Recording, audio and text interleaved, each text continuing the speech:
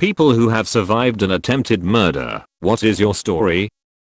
I delivered a pizza to a house just outside of the city. On the way back, I stopped to help a car that pulled over in front of me with their hazard lights on. I pulled up beside them and thought it was weird that nobody rolled down a window or made any kind of contact with me for around 15 seconds. The passenger then jumped out of his side of the car yelling that they needed help as he made his way toward my car. I thought something was weird about this. As I started to pull away, before he could get to my passenger door, he began shooting at me. I ducked my head after the first shot entered through the back window and embedded in my passenger seat headrest. Another shot entered through the rear window, while the other 3 only hit the outside metal parts of my car. He missed altogether with another shot. I remember being sure I was about to die as he fired more shots at me. I was very surprised that it wasn't panicky. It was just like, oh, I guess this is it. Turns out it was a plot to rob me. The pizza was ordered and the guys were stationed down the road to intercept me.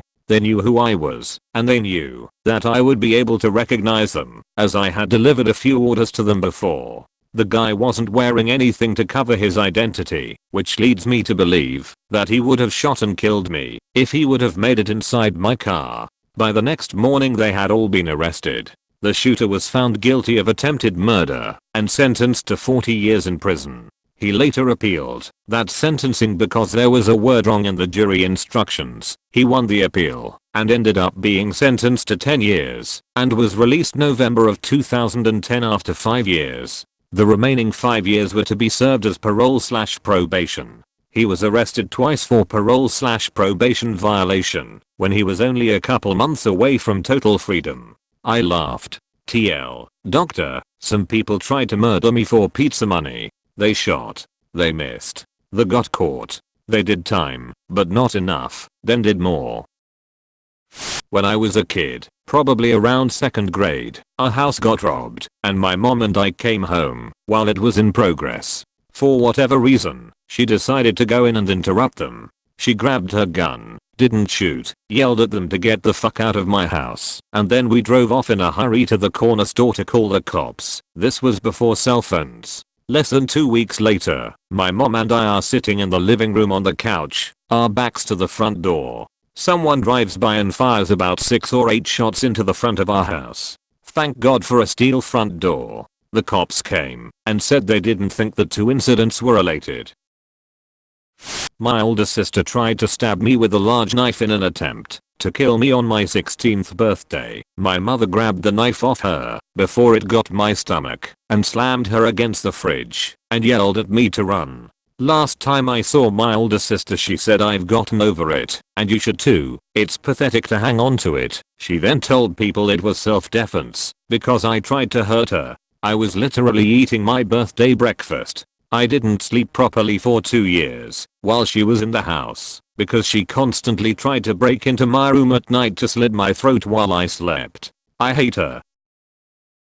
I feel like I'm very late to the party, but my uncle was attempted murdered by random and pure bad luck. He was living in a high-rise and some crackhead pressed every single buzzer. Someone let him in out of laziness/not caring/wanting the buzzer to stop. The crackhead proceeded to knock on every single door down the hallways and my uncle is the first to answer the door.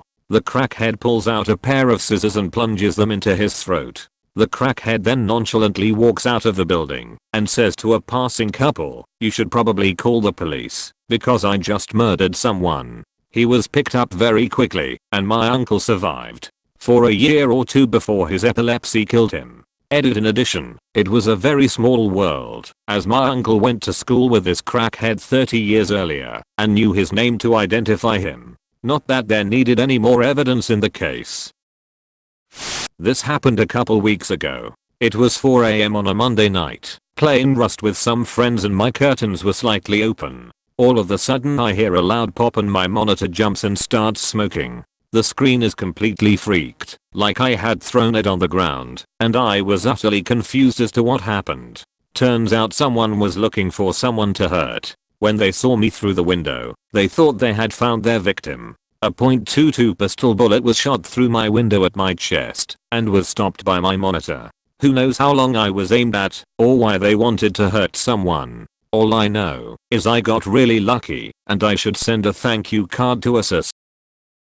My mom attempted to murder me and my sister when we were younger. She was going through a psychotic episode and pretty suicidal, and I said the wrong thing that set her off. She chased us down to the basement with a knife. We ran into my room and my sister hid in the closet while I tried to fight my mom off at the door. She was trying to push it open while I was trying to push it closed. It was a back and forth struggle until she put her hand in the door. I think she was trying to engage my non-violence because she thought I wouldn't shut the door on her hand, but I slammed the door over and over again until her fingers broke. Meanwhile, my dad, who was in the house, finally came downstairs to check in what was happening. Mind you, this all happened very fast and my dad has a habit of zoning out when my mom gets in her episodes. He ended up pulling her off of the door and my sister and I ran out of the house and jumped in our van.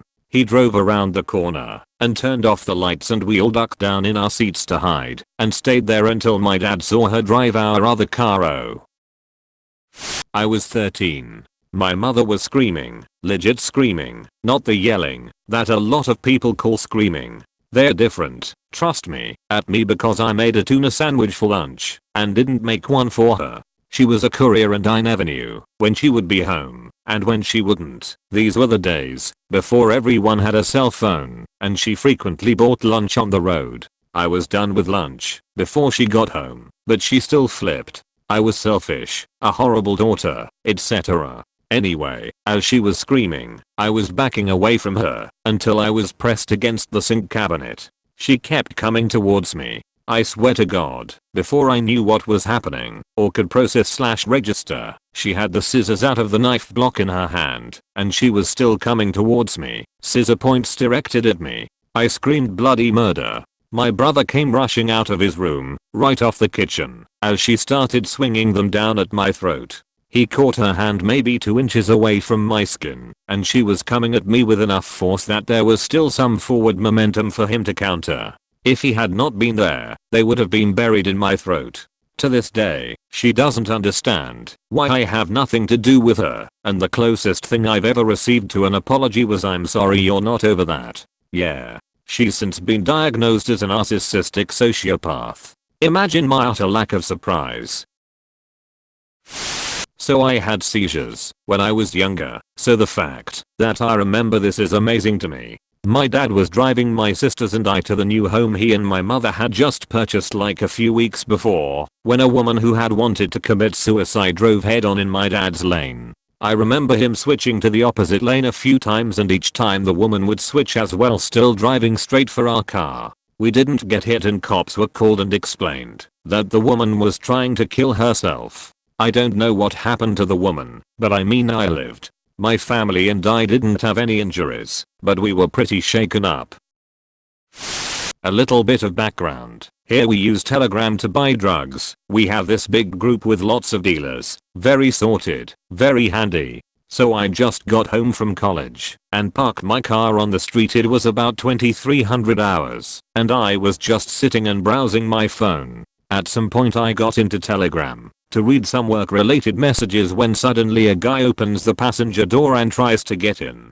I'm trying to push him out and he's like, "Shh, you better not," and points to the driver's window where another guy was standing pointing a gun at me. He gets into the car and from the back another guy comes in, so now there's 3 of them, one on the passenger seat, one by the driver's window which by now opened the door and putting the gun to my head, and another who was sitting in the back and was pointing a knife to my neck. At first I got really confused and I was like, what the freak, guys? The guy next to me started talking about money I owe them and started searching my car. I told them they are mistaken and he was like, "I saw you browsing Telegram, so don't shit me." At that point from some reason I got really calm as I do not do drugs and I don't owe nobody money.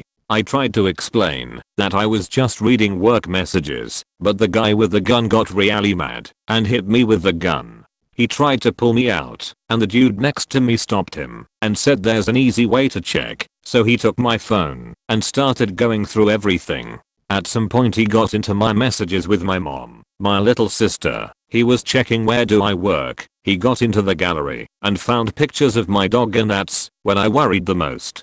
He said to his friends, look how cute his dog is, ain't it? You love your dog, do you? And I didn't reply. Few minutes later, and he finds nothing. Then he explains me that they supplied some guy 4k worth of weed and he never paid. Next he says sorry and they're off. TLDR, I was sitting in my car when 3 armed men jumped in thinking I owe them drug money. I wasn't.